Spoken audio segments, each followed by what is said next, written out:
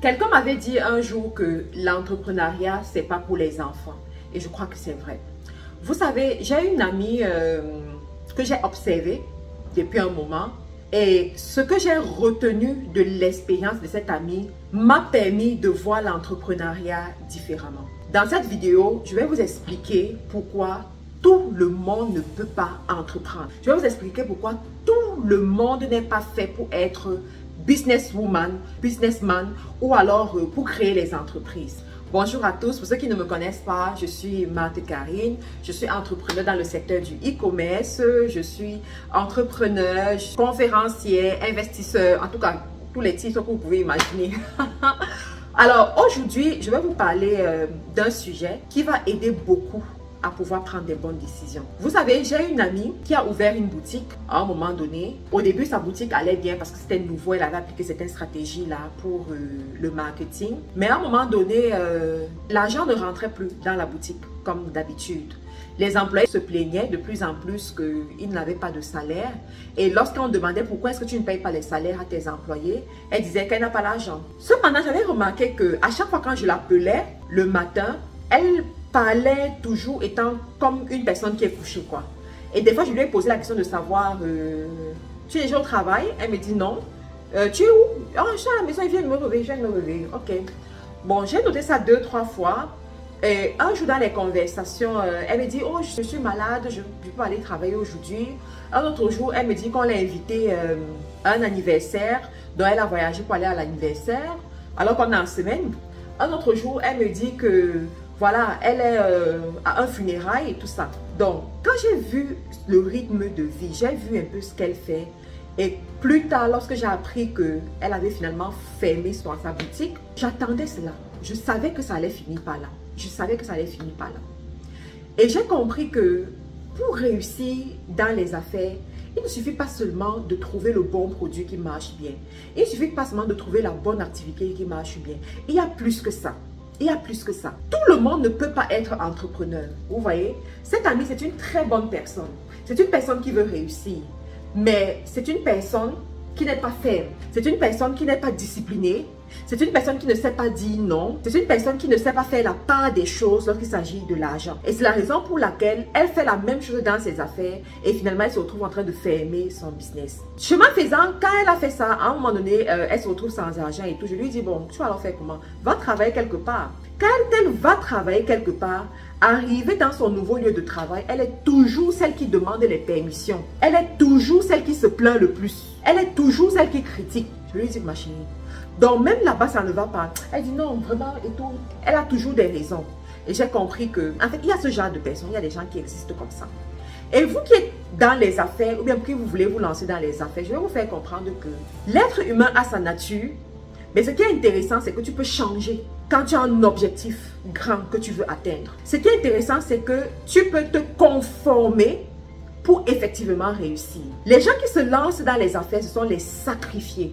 Ce sont des gens qui sacrifient leur sommeil, qui sacrifient des fois leur vie de famille, qui sacrifient les loisirs et les plaisirs, qui sacrifient beaucoup d'argent pour faire réussir leur business. Si vous voulez vous lancer dans les affaires et avoir le même rythme de vie qu'un fonctionnaire, ça ne marche pas. Vous voulez vous lancer dans les affaires et avoir le même rythme de vie que les influenceuses, ça ne marche pas. Parce que vous allez sacrifier votre argent. J'ai passé un an à un moment donné de ma vie où je m'habillais beaucoup plus en noir et en tenue sombre. Pourquoi? Parce que je ne voulais pas dépenser l'argent sur les vêtements. Je ne voulais pas dépenser l'argent sur, en fait, les choses futiles. Pourtant, je devais continuer à faire mes vidéos.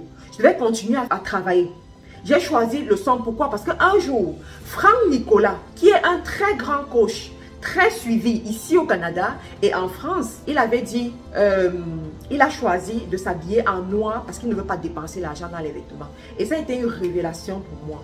À ce moment, je me suis dit, je vais d'abord faire ça pendant un moment et investir dans mon business. Le business va vous prendre de l'argent. Ça va vous faire dépenser. Quand tu vois une personne qui prend tout son argent pour mettre dans le paraître, tu comprends que c'est une personne qui n'est pas encore ferme et qui ne veut pas encore réussir. Les influenceurs et les influenceuses, surtout les influenceuses, vous trompent là dehors. Oui, la vérité c'est que les influenceuses vous trompent. Vous voyez une influenceuse, vous ne pouvez pas effectivement dire qu'est-ce que la personne fait pour gagner de l'argent. mais la personne est toujours en business class, la personne est toujours avec les sacs Louis Vuitton, la personne est toujours avec beaucoup d'éléments de luxe sur elle. Mais vous ne savez pas vraiment ce que la personne fait. Et vous pensez que c'est comme ça qu'il faut faire. Vous pensez que lorsqu'on a réussi, il faut beaucoup dépenser sur son paraître. Non, pas toujours. Et pas à n'importe quel moment, précision. Pas à n'importe quel moment. Une autre chose, c'est quoi? C'est la discipline dans le travail. Tout le monde ne peut pas entreprendre parce que tout le monde n'est pas discipliné. Tu as des gens qui n'aiment pas les routines. Tu as des gens qui sont allergiques aux routines. Tu as des gens qui n'aiment pas se lever tôt. Tu as des gens qui n'aiment pas les procédures tout simplement. Ce sont des personnes, quand elles tiennent un business à elles seules, ce business ne va pas beaucoup évoluer. Je prends un exemple.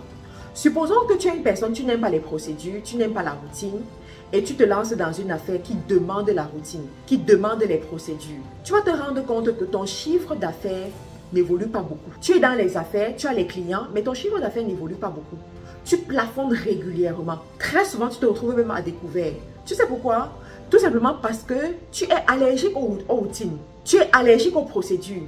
Et parce que tu es allergique aux procédures, tu ne peux pas attirer ce que tu aimerais avoir. Tu ne peux pas atteindre ce niveau que tu veux avoir parce qu'il y a un certain niveau dans les affaires où il faut les procédures. Et ce qu'il faut que tu fasses quand tu es dans cette situation, c'est quoi? C'est que tu recrutes ou bien que tu identifies une personne de ton équipe qui aime les procédures, qui aime les routines, que tu vas le mettre à un bon poste pour toi-même t'obliger à être dans les routines et les procédures. Je ne sais pas si tu comprends ce que je veux par là dire. C'est très fort. Il faut que tu prennes quelqu'un qui sera ton supérieur dans ton entreprise pour t'obliger à suivre les routines et à suivre les procédures. Mon amie qui a fermé sa boutique n'aime pas les procédures, n'aime pas la routine. Elle n'aime pas se lever à 7 heures tous les matins. Elle peut se lever à 7 heures une fois en passant. Elle n'aime pas. C'est la raison pour laquelle, à un moment donné, sa boutique était tout le temps fermée. Les clients sont là, ils attendent. Et à un moment donné, ils sont fatigués, ils passent à autre chose. Mon amie n'aime pas rendre compte. C'est la raison pour laquelle elle dilapide les biens de l'entreprise n'importe comment. Et après, elle se retrouve à découvert. Et là, voilà, qui a fermé, qui a fait faillite. Vous voyez? Donc, dans l'entrepreneuriat, tant que vous n'acceptez pas de vivre comme un sacrifié, vous ne pouvez pas. Vous ne pouvez pas. Allez faire le salariat. Allez faire le salariat. Cependant, vous pouvez investir. Tout le monde ne peut pas entreprendre. Tout le monde ne peut pas être un homme d'affaires, une femme d'affaires, mais tout le monde peut investir.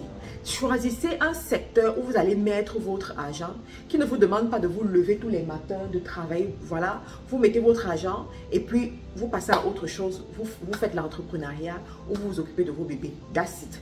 Donc, les amis, apprenez de tout ce que je vous partage. Pour ceux qui sont nouveaux, abonnez-vous parce qu'on a beaucoup de nouveaux sur la chaîne.